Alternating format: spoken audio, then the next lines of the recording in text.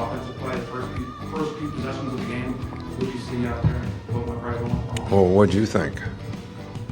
I mean, it's kind of a loaded question, isn't it? I mean, if it stinks, it stinks. Smells bad for everybody. Smell bad for you? Yeah. I mean, what do you want me to do, make excuses for them? Quarterbacks are like dogs. I mean, if you throw them a treat, then they respond. You know, they get smiles on their face, their tails wag, and and then pretty soon they'll be a little more affectionate towards you as far as throwing the ball your direction. You see. Ooh, welcome in to the latest episode of that SEC podcast. I'm your host, Michael Breton. I go by SEC Mike on Twitter. And we got a great show lined up. We got 2 spring games to recap. We're closing out spring in the SEC.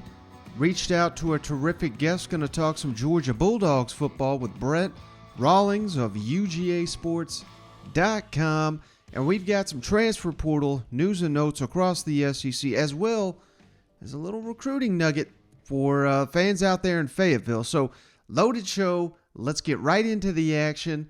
And, hey, Nick Saban, when he throws, these threats out there, whether it's transfer portal, NIL, what have you, something that we had mentioned on a previous show could be happening, has indeed happened. Louisville's fastest player, team leading touchdown receiver, Tyler Harrell, has made it official. He was at the A-Day spring game. He is headed to play for Nick Saban there in Tuscaloosa. Just another weapon for the Alabama Crimson Tide offense. And Harrell, if you missed it before, we've kind of touched on this. 18 catches, 559 yards receiving, and 6 touchdowns last season for Louisville. Again, he was noted as their fastest player. Apparently runs a 4.2, one of the fastest players in the country. So they'll have Harrell to kind of fill into that Jamison Williams role. I'm not calling this guy Jamison Williams. I don't think he's that caliber, but he can fit into that role. Of course, they've already got Jermaine Burton from Georgia to kind of play that John Mechie role. So the Alabama offense, they don't rebuild, they reload, and they do it via the transfer portal in this cycle. So another weapon for Bryce Young and company because they're kind of having to rebuild their receiving core. They've got talent down there, but now they're getting experienced guys that have made big plays at the college stage. So watch out for old Alabama this year, as always. But they're not the only ones getting help on the via the transfer portal. Kentucky, nice little pickup here. The Wildcats, they were in need of picking up a defensive back exiting spring, and they got former Ole Miss defensive back, guy with SEC experience. Keidron Smith transferred officially to Kentucky. This was on Friday, I believe he made it official. He's played in 47 games with 22 starts for the Ole Miss Rebels. A very experienced player, Smith is. 223 tackles, 21 passes defended, 5 forced fumbles, 5 interceptions, 8 tackles for loss. Kentucky's another one. They've been losing some marquee players this offseason to the NFL. They really needed to get some experience back there in the defensive secondary. That's their biggest question mark with their loaded linebacking core. Very talented defensive line. If they can shore up this secondary, which is Mark Stoops' specialty back here, they can shore that up. Kentucky is looking like they could have one of the more formidable defenses, not only in the SEC, but in the country next season. And one more here, Mississippi State. Right before I hopped on the pod here, nice pickup for the Bulldogs. They landed former Florida State defensive back Hunter Washington. He only played in one game at Florida State, but he was a 4-star member of the 2021 recruiting cycle. Florida Special Teams Scout Player of the Year in his only season there at Tallahassee. So you got to imagine Mississippi State's happy to get Hunter Washington, getting a Texas native, like I said, a 4-star recruit. I believe he was a top 250 prospect in the country. Look for him to potentially make an impact right away from Mississippi State special teams and hopefully on Zach Arnett's defense before long. Now, hopefully, Arkansas fans, you're getting this you're not waiting to listen to the podcast, because a little nugget for you here. The Razorbacks, if you don't know, currently have the SEC's number 2 recruiting class behind only Georgia, and they may be jumping the Bulldogs here on Monday because Arkansas off to a terrific start in the 2023 recruiting cycle, but the one position that they're missing, and it's unusual to have this much success on the recruiting trail and not have a quarterback committed to the class. Usually that's how it works. You get your quarterback, that's your lead recruiter, players fall in front of them, but Arkansas is kind of doing inside out. They're attacking the trenches. They got a bunch of tight ends, but they may soon be getting their quarterback because on Monday, 3 o'clock Central Time, Georgia native Malachi Singleton is set to decide. Arkansas is one of his finalists here, so be on the lookout for that. Razorbacks, again, a 4-star quarterback out of the state of Georgia, announcing his commitment on Monday at 3 o'clock. Malachi Singleton is his name. And 2021 Cobb County Offensive Player of the Year. His junior season, Cobb County Offensive Player of the Year. His sophomore season, Georgia 3-6A Offensive Player of the Year. He scored 91 touchdowns and over 6,000 total yards from scrimmage the last 2 seasons combined. So Malachi Singleton, be on the lookout for his recruitment here, which is going to be coming to an end here on Monday, Razorback fans. If you can get your quarterback, and then maybe you build out the rest of the class around that. But that, if he commits to Arkansas, Razorbacks are going to have the number 1 class in the SEC once again, and they'll be done recruiting the game's most important position for this recruiting cycle. But now it's on to the spring games here on Saturday. I could... you always got to be careful what you take away from these spring games. I see your guys' comments and reactions. Spring games, what in the hell do they mean? Why are you covering these things? Because we got nothing else to cover this time of year. That's the honest truth. But I think there are some things you can take away from it. And more than anything, you never look at a spring game or a spring game performance and say, all right, this guy's going to win this job. This guy has no shot. That's not the way it works. That's not the way I look at it. For me, it's more about the eye test and how things are going. Everything you hear leading up into camp, how's that going to lead into the summer, and will that transition into fall camp? So take everything with a grain of salt. But let's start in Baton Rouge, where, of course, front and center this quarterback competition. And just based on what we saw on Saturday, based on what we were being told leading up to it, I think Walker Howard, the true freshman, has got a bright future ahead of him, but clear he's the odd man out here. I think this is a 3-man race. Jaden Daniels, the Arizona State transfer. Miles Brennan, seems like he's going into his 9th year there in Baton Rouge. And Garrett Nussmeier. Now, Nussmeier is the one that we talked about just last week, making a move, very consistent. This is not a 2-man race. It's a 3-man race. And that continued to be the case here in the spring game, in my opinion. Jaden Daniels got the first snap of the game. Miles Brennan came out second. But the player at the quarterback position for LSU that impressed me the most, Garrett Nussmeier, first 3 possessions, all scoring drives. A field goal drive, which went down into the red zone, and then touchdown. Garrett Nussmeier I just thought the most complete quarterback of the 4 that we saw on the field on Saturday in Baton Rouge. And I'm starting to think there's a real chance that Garrett Nussmeier is going to be the guy. Now, you got to think Jaden Daniels has got a real shot with all his experience at Arizona State. And certainly this coaching staff sees something in him. They would not have brought him in to kind of rock his boat if they were just planning on sitting him. But he looked shaky. I mean, he looked the most mobile. And that's something we're going to have to consider because the LSU offensive line still very much a work in progress. We got first look at Will Campbell, the outstanding true freshman at left tackle. But the fact that you're starting a true freshman gives you an indication of how shaky this offensive line could be. Multiple transfers trying to work them in. And at times, we even had Miles Brennan had to switch units because the offensive line could not protect him. That played a factor. So if the offensive line really is a big issue, are we going to roll out inexperienced Garrett Nussmeier? Maybe not. Maybe we put out the more experienced Jaden Daniels who can run when plays break down, when the protection's not there. But Miles Brennan also, he looked solid in this game. It took him a little while to get going, but once he started getting in a rhythm, some really great throws. One to Brian Thomas was particularly impressive. I thought of the three guys, Jaden Daniels was the least impressive throwing the ball, but the most impressive running the ball. And I would probably give the most impressive passing the ball to Garrett Nussmeier with a mix of his ability to run. So he's a little bit of all of them. And you got to think that I believe Miles Brennan's got 1 year of eligibility.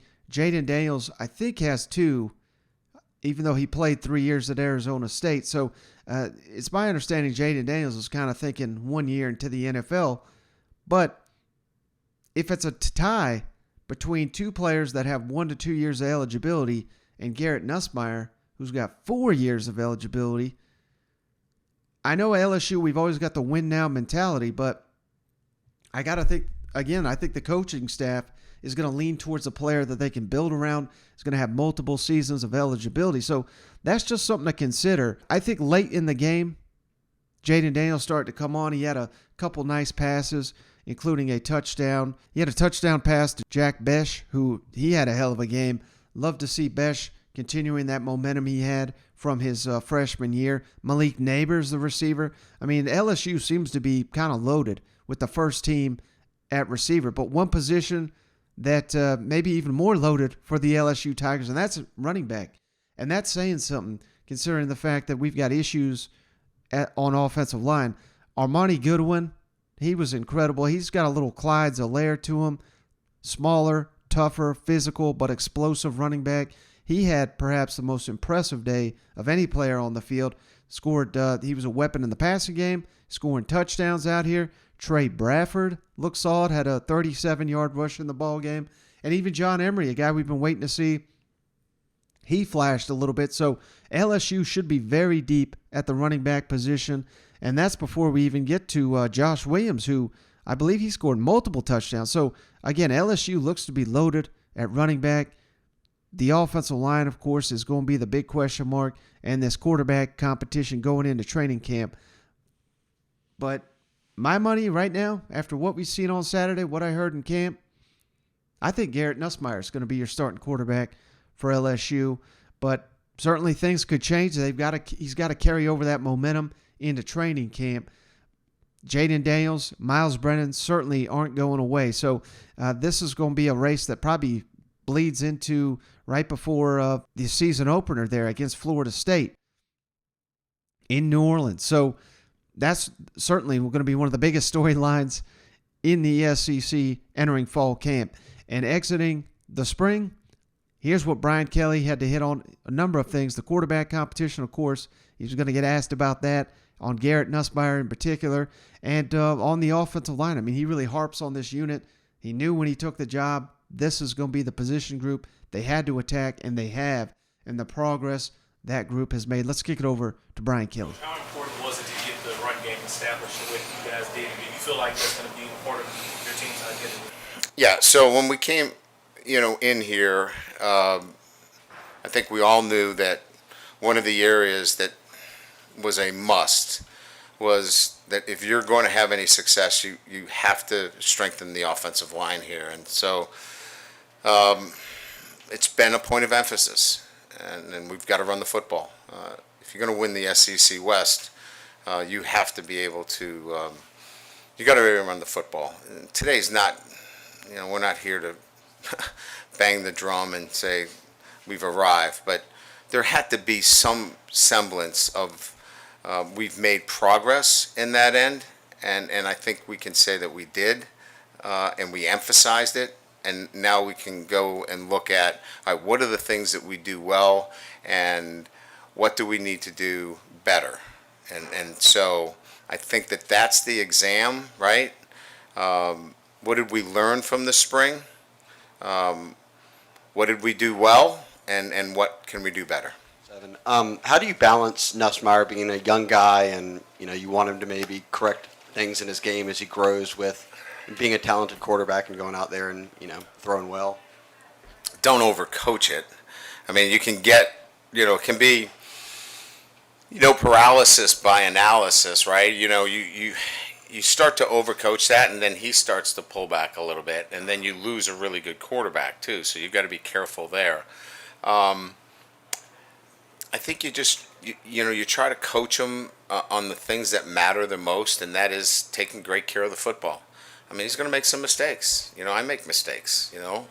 I know you don't. I mean, but everybody else does. And I don't mean that in any other way. I'm just making the point that he's going to make mistakes. And so it's just one of those things that I think you got to be careful with a guy like that that's really talented, that you don't try to overcoach that.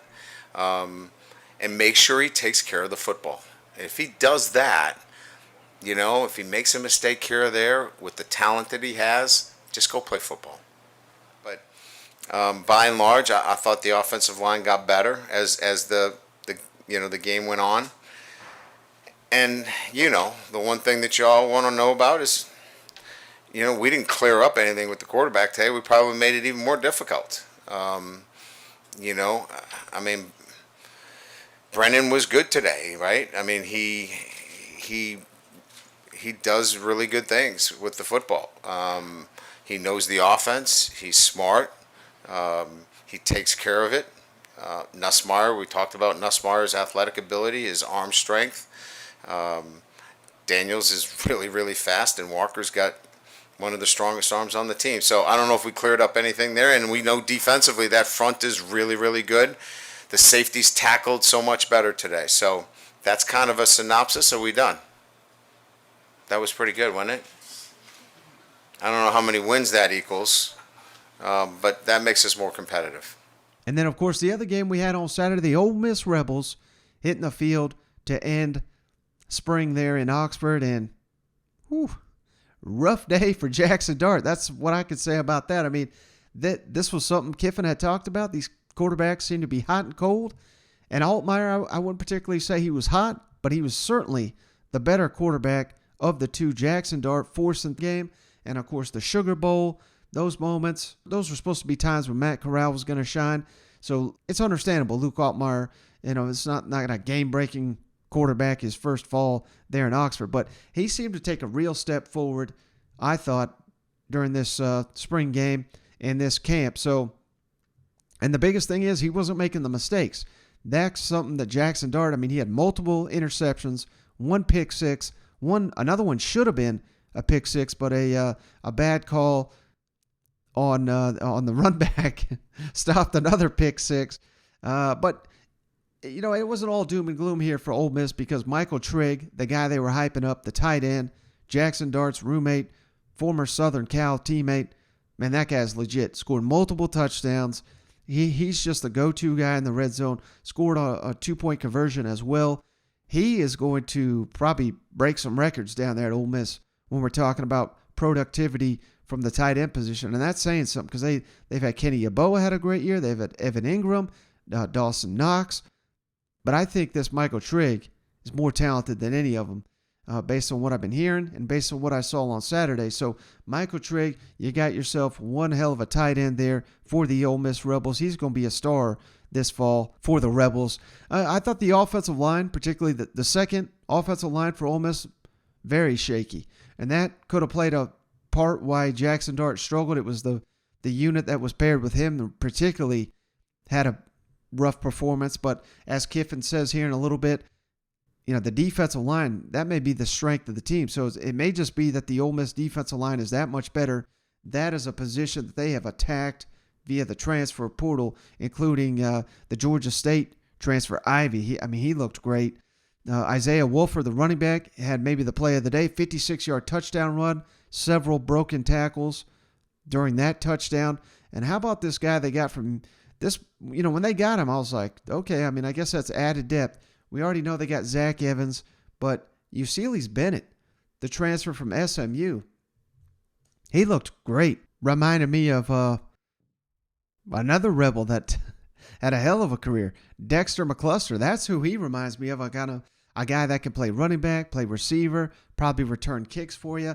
He had some star plays in this spring game. So Uceli's Bennett, that is another name to know, and Kiffin has just got to be beside himself that he's got guys like Trigg, Uceli's Bentley here. He's got Zach Evans. all these new toys to play with. I cannot wait to see what they look like this fall in Oxford. And again, a lot of unknowns here for the Ole Miss Rebels. And that is something that Lane Kiffin continues as spring has come to an end here in Oxford. Let's kick it over to Kiffin talking about the defensive line, how much he likes them. Jackson Dart struggling in this game. The up and down play of both quarterbacks in camp. And a timeline for naming a starting quarterback for Ole Miss. Who likes the defensive line was maybe a little farther ahead today? Yeah, I think our defensive line has been deeper all camp or spring, and some of those guys being new have added that. I think by far that's our biggest positional change. If you went from when we got here to now, would be that group. Went from I would say our weakest link to maybe our strongest. So that's good, and it looked like the second offensive line played better. Now again, very limited in what they're seeing on defense. That helps too. Jackson, in that first half, you just seemed kind of never really find a rhythm there. Yeah, not a very good first half. Thought he was trying to win the job instead of just playing quarterback and forcing balls and not being very consistent. So just talked to him before the half, about calming down and taking one play at a time, and thought he did some better things in the second half. You said the other day that with those two guys, it kind of seemed like one day one would be playing well and the other wasn't, and another day it'd be the opposite. Was that kind of like a little bit more like what you saw today a little bit? And yeah, that would be considered Luke's day in that way. Jackson made some mistakes early, and Luke seemed to play really consistent, and not force things. What's kind of your off-season message for both those quarterbacks? And I guess like how far away would you say you are in terms of like making a decision of start? I know it's far away, but where are you kind of at and all that? Again, we don't have to make a decision today, so we got a lot of time left, and Jackson just got here, and Luke's had a year ahead of him, so I would hope Jackson would continue to improve, with more time in our system throughout fall camp. All right, final thing on the show here. I think you guys are really, really going to enjoy this. Brent Rollins from UGAsports.com, part of the Rivals Network, covers the Georgia Bulldogs, does an outstanding job.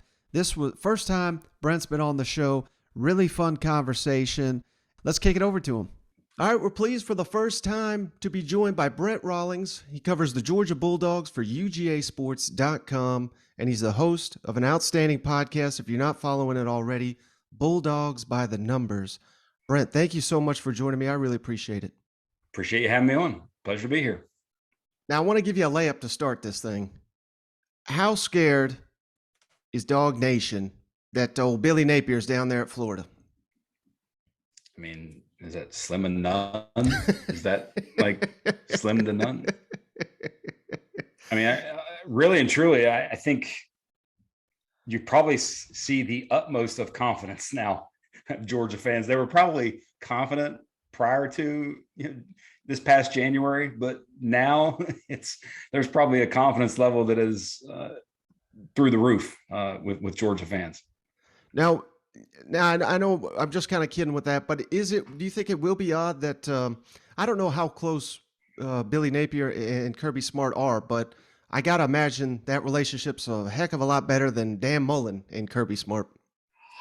I mean, who knows? They were on the same staff, obviously, at Alabama, but it's one of those things where, I think Dan probably rubbed many the wrong way in terms of his own behavior. He's an interesting character, that's for sure.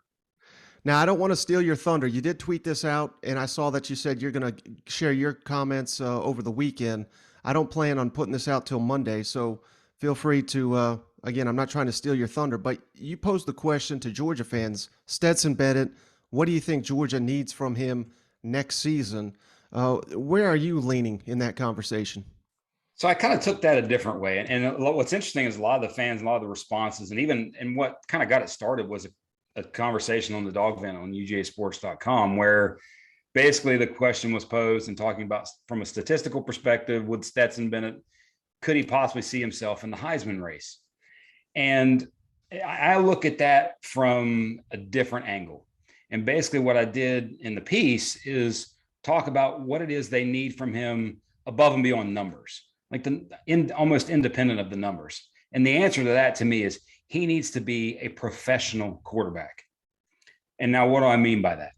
It's because you think about it, there's kind of an interesting dynamic at play with him, because I think I counted, if you get two of the QBs that are drafted in the next week's draft, they end up starting day one for their team. You know, somebody like Malik Willis and maybe Ritter or Corral or whoever starts week one. That means that 11 of the 32 quarterbacks that start week one in the NFL will be younger than Stetson Bennett. Kyler Murray is about to be on his 4th season. He is 82 days older than Stetson Bennett. Like, so he's an adult who's playing college quarterback. He might be, you know, if he had thrown some passes to Oscar Delp, I don't know if it was, he actually completed any in the G-Day game, but true freshman Oscar Delp, I mean, he's almost 7 years older than people that he might be throwing the ball to. So you need him to be a true pro, and that's attention to detail. It's the leadership stuff that he already brings, but it's attention to detail in his footwork, in how he goes through pre-snap reads, how he goes through his mechanics. Don't get loose with your mechanics. Be strong and just highly organized, highly specific, highly detailed in those areas.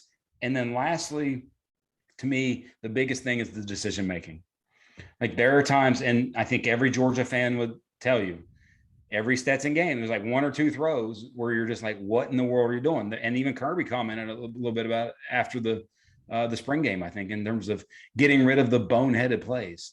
In his career, he has, I think it's 20 over the past 2 seasons. Let's just think about over the past 2 seasons, 27 big time throws, which is PFF's highest graded throw. And then 19 turnover worthy plays. It's a little less than 1.5 to 1 in terms of that ratio. If you want to truly be and step into that elite category as a quarterback, that at minimum needs to be 2 to 1.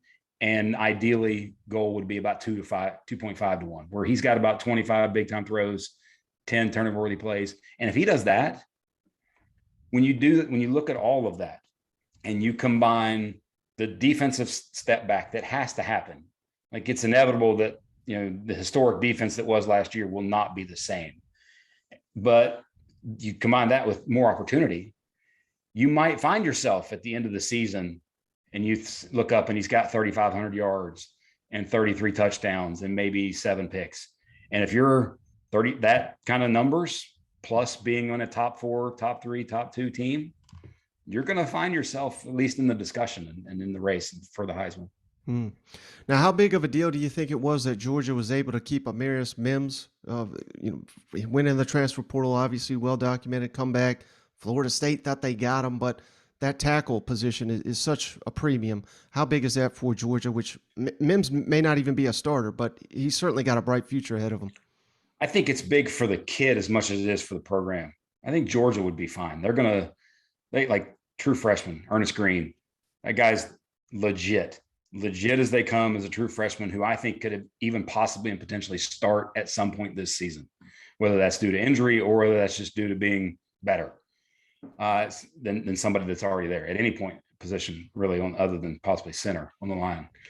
But for the kid, I think it's just one of those where you come back to that versus, all right, now you go somewhere where they hand you something, hand you a job, go throw you into the fire. Like, he has got, from a physical standpoint, there are physical skills that kid has that just don't exist in large quantities. And that's why he was as highly recruited as he was.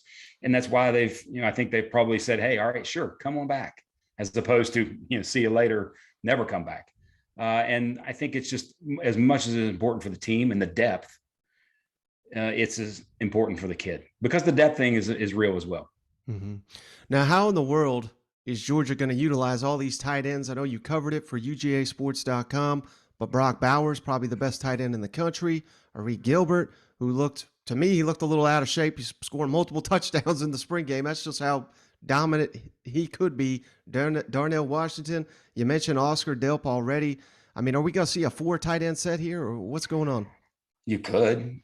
I know one thing. Here's the fact that you even have that conversation, that you say, could we see it? The fact you can even say that just goes to show how loaded that room is. But I think it's one of the things that because of Bowers, that Kirby Smart and Todd Monken have sort of fallen into, where it's like, hey, we do this and we run 2 tight end sets, possibly even 3 tight end sets, not necessarily more than anyone, because there's other teams that do it very frequently, but we do it better than anyone. And in the age of Ohio State having 3 eventual probably first round picks, what LSU had with Chase and Jefferson and Marshall, like in that world, like Kirby says, all right, we can be unique and be different and be sort of special offensively and still be physical in the run game and still kind of play how they want to play. I think they've kind of stumbled onto, in essence, what Kirby Smart looks at as his perfect level of offense, where it's a combination of explosive, unique with the tight ends and creating mismatches, and then also still be physical and predominantly run dominated. Now, speaking of Todd Monken, were you surprised at all that he didn't get a little bit more recognition last season? Because, maybe it's understandable because that defense was otherworldly, literally maybe the best of all time. Yet the offense was, in my opinion, basically elite all season. But, it didn't seem like Monken got a lot of respect. I don't even think he was a semifinalist for the Broyles Award when I think he should have been. Do you think Todd Monken gets enough credit? I mean, he gets paid really, really, really well. And if you're looking at that in terms of the way you define cred, I think he gets paid quite handsomely as an offensive coordinator. But from a media perspective, I do think you're right in that the defense and because what we're about to see, like 8 maybe guys off of that defense picked in the top 100, like it's a next level legit all-time type defense. And because of that, it's always the starting point for the conversation. But what Georgia did offensively, especially from year 1 of Monken to year 2, and how he evolved in using more play action, using the screen game more, and basically accentuating Stetson Bennett's strengths that caused them to outside of Ohio State, they were the most explosive passing offense on a percentage basis in the country, in the Power 5. They were that sort of next level explosive. And obviously it helps to have guys like Ladd McConkey with crazy speed and Brock Bowers that can take a 5-yard catch and turn it into 70. But, he created those opportunities and he's done a phenomenal job of evolving that sort of explosive offense while also blending in the physical running game. Where do you think Georgia is at running back? Do you think they're satisfied with the guys they've got? I mean, Edwards, he stepped up in the spring game. He looked great. We all know Kendall Milton, the talent he's flashed, but you're losing Cook and Zeus to the NFL. That's a position group. I think, I'm not saying Georgia's got an issue there, but do you think they're pleased with where they're at, or do you think they'll look to potentially add someone via the transfer portal if possible? I don't think they'll look to add because they got 2 incoming freshmen, Branson Robinson. I think the Andrew Paul kid, like those kids are going to come and provide the depth that typically you would see. But those top 3, especially when you think the top 2, when you look at Milton and McIntosh, but KMs, Kendall Milton, Kenny McIntosh, like that's your Zeus and Cook combination. Whereas McIntosh can truly be a threat as a receiver, and he's one of the highest graded from PFF standpoint, one of the highest graded receiving backs returning, and even last season. But that combination. Now, for me, the thing that I want to see especially from Kendall Milton, is the ability to go stay on the field. He's been there 2 years, and at some point within each of the seasons, even multiple points within those seasons, he's not been able to play. So if he can consistently stay on the field, I think you see, a really good season from him and a really good season from both of them, where almost I think their stats could be borderline identical from they each have about 750 rushing.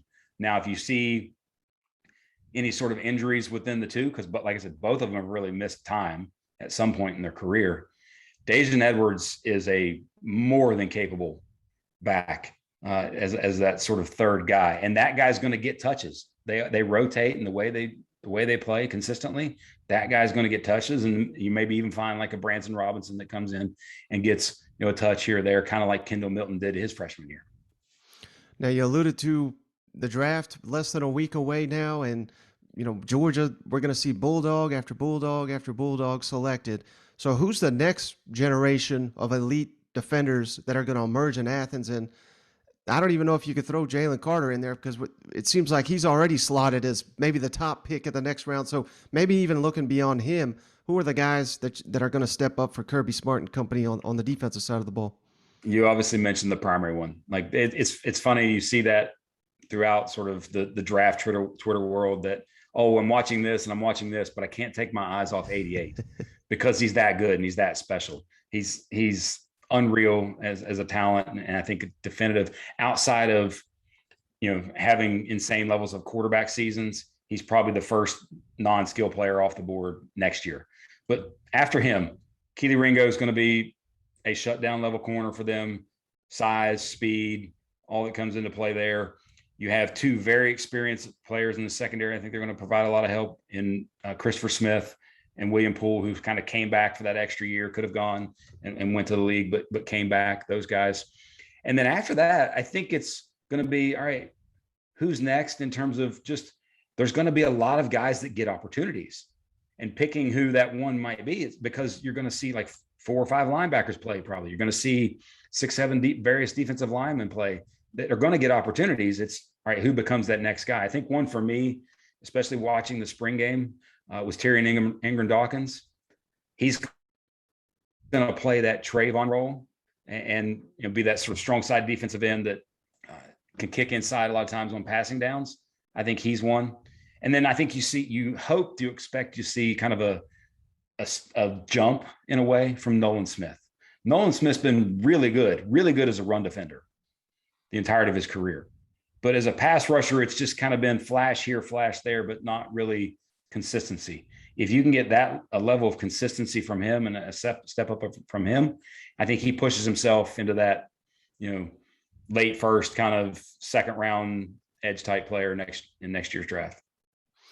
Now, Brent, I recently heard you, I believe it was on Chuck Oliver's show, where you were talking about just the team philosophy on the defense for Georgia, and that plays a part in why you don't see they don't typically have a guy with 10 to 12 sacks because they spread the wealth. Can you kind of rehash that for my audience here? Sure. And I think it's, when you look at what Kirby Smart has done defensively over the years, I think it's his evolution to saying, all right, as the spread offense has become more and more of a thing, and look at what Josh Heupel does at Tennessee, and he's truly extending, much like Art Browse, extending teams from sideline to sideline, RPOs, QB run game. To be able to defend all of it, you have to play a team defensive style that lends itself to team success on a consistent basis. And what is that? And I think a lot of what gets this started is the Trayvon Walker discussion. Hey, how is a guy who had so few sort of from a production stats or sacks basis going to go in the top 3? It's because of how he was used. And he was used in the team defensive philosophy that I think Kirby Smart employs, where guys have roles and guys have specific jobs, and it's all about what's going to create the most success. And that's why you see oftentimes from them, their linebackers are, like Nakobe Dean, Roquan Smith in 2017, were the leading, guys in terms of sacks and pressures and things like that, because they've figured out, hey, this is how we best defend the offenses that we go against. And thus, Trayvon Walker, out of his 17 quarterback hits and sacks that he had in the last 2 years, only 2 of which were him really just on the edge, pin his ears back and go after the quarterback, do whatever he wants kind of thing. For the most part, you could see that he had a specific plan within how he works within the framework of the defense. And they've had, some of their coaches have done some clinics recently that have been posted online and talk about sort of the philosophical piece with that. And I think just the big picture philosophical piece is that, hey, we play a team defensive style that's not necessarily going to highlight one guy over another, but we ask these guys to sacrifice and be a part of something that, you're going to, and that's why you've seen each and every year that they're in the teens in terms of points allowed, and no matter what they do. And even this year, they're going to stop the run. Like it's their style and with how they play defense and how they coach it, they're going to stop the run. It's just about, can they slow teams down in the passing game? Now, if you If Georgia does attack the transfer portal, is there one or two position groups that you'd like to see them address if you think they go that route? Safety depth might be one that I could see, depending upon how Tyke Smith, who was a transfer from West Virginia last year that tore his ACL, how he's coming along, and do they see him truly contributing? I would hope they think they get some of that. Outside of that, I really don't see them, unless a true difference maker on the defensive side of the ball, and maybe even on the defensive line, pops open in the transfer portal, which hasn't happened yet. I don't see them. I would assume this is the year to go play the young guys and see what we got. Mm-hmm. All right, last thing for you, Brent. Really appreciate all your time. How tired are you of being asked about Arch Manning? What's interesting is that me personally, I don't get asked a lot about Arch Manning, but just because I'm not the guy who's in and covering the recruiting at like the highest of levels, but I do, like, random people that friends that I talk to is like, what do you think about that? Here's the key: you're in it. You're in it. You're involved. You're a potential place that he's going to come, and because of that, because of what you've built. And I think not necessarily what you've built from a winning standpoint, but what you've built from, hey, we weren't a pro style offense. We're a mix of under center shotgun, play action, all this sort of NFL level passing concepts. You're not going to be someone whose average depth of target is 7 yards down the field. You're going to push the ball down the field and do the things that the NFL teams want to see. I think that's the sort of good part of that, is that you've done these things to where he's looking at it and saying, all right, this is a place I could see myself coming. And I think they're going to be in it till the end. It's just a matter of where the kid wants to go, because I would envision, just thinking about that, the history of the family, that he, much like Peyton and then much like Eli as well, kind of want to blaze their own trail. And thus, that's why you see Texas, Alabama, you don't see Ole Miss, you don't see schools that their family has kind of been linked to in the past. Mm-hmm. Yeah, and if nothing else, Georgia may have a little ace up their sleeve when you look at Texas and their lack of ability to develop offensive linemen, and we're even seeing that a little bit now at Alabama. I mean, they're having to add Vanderbilt transfers to shore up their whole. That's not a good sign to me. You know what? No, I completely agree, and you keep guys in the program, and that offensive line play is one where it's such a, you think about, all right, when Matt Luke decided to retire and step away, all right, who are you going to hire as an offensive line coach? It's not one of the positions where it's like, oh, instantly everybody that's a fan can think of 10 names, because oftentimes the great ones are you just don't necessarily know about it. You just know that, hey, Kentucky's O-line is always good every year. Wisconsin's O-line is always good every year. Those kind of things, as opposed to the names themselves.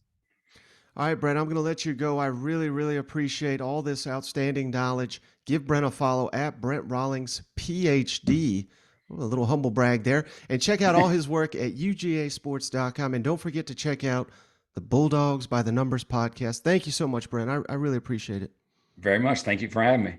All right, so just want to say thanks again, Brent, for joining the show. Some outstanding insight here on the Georgia Bulldogs, and hopefully I didn't piss off too many Gator fans. Shane was the one that made me ask that first question, just so you know. If you're mad, get mad at Cousin Shane. He wanted to stir the pot a little bit here on a Monday. But other than the little Gator ribbon there, some outstanding stuff I thought from Brent. He really knows his stuff. Give him a follow at Brent Rollins, PhD. And how about that, man? I mean, PhD. How can you debate a guy like that? You know what? So, but hey, that's going to do it for this episode of the show. Start your week strong here with the Monday edition of That SEC podcast.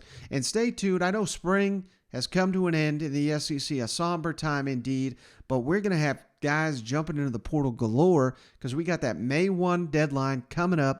So there's going to be a lot on that. I've already started to reach out to a number of guests, going to try to have more guests like Brent to kind of recap spring across the SEC. Some of the teams we've not been able to talk about the last couple of weeks, have some more insight into what's going on all across the SEC. So the content is going to keep on going strong until we got nothing to talk about. And the next episode, I'm going to try to get Cousin Shane on the line. I got a fun idea that I think is going to go over really well. But that's going to do it for this episode of the show. We'll catch you on the next one.